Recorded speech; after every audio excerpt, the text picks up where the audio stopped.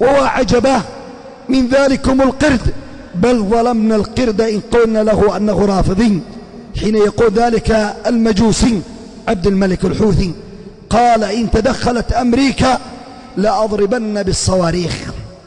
أما صواريخ دولة اليهود جائزة للفلسطينيين. يا أيها الكذاب، يا أيها الفجرة، أين تلك الصواريخ التي أطلقتموها على هذه المناطق؟ أين تلك الصواريخ التي أطلقتموها على بلاد الحرمين؟ أين تلك الصواريخ التي أطلقتموها على أرض الإمارات؟ أين تلك الصواريخ التي أطلقتموها على جنوب اليمن؟ أين تلك الصواريخ؟ لماذا ما توجهون إلى دولة اليهود التي تسمى بدولة إسرائيل؟ أين ذلكم الكلب الذي يسمى حسن نصر اللات؟ حق له أن يسمى كذلك، الذي ادعى أنه يقاتل إسرائيل. أين تلك الصواريخ؟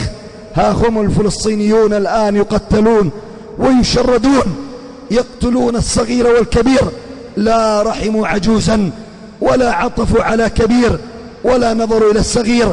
أحرقوا الأشجار، دمروا البيوت، كسروا الطرقات، قتلوا الحيوانات، قتلوا البشر. أين تلك الصواريخ من ذلكم الرافضين حسن نصر الله؟ أين تلك الصواريخ؟ مجرد كذب يلعبون على بعض سفخاء العقول، وأولئك الجهلة يصدقون. ومتى كان يا عباد الله، متى كانت الرافضة نصر للإسلام والمسلمين؟ متى كانت الحزبيات نصر للإسلام والمسلمين؟ ولذلك قال سبحانه محذرا: ولو خرجوا فيكم ما زادوكم إلا خبالا ولأوضعوا خلالكم يبغونكم الفتنة وفيكم سماعون لهم والله عليم بالظالمين.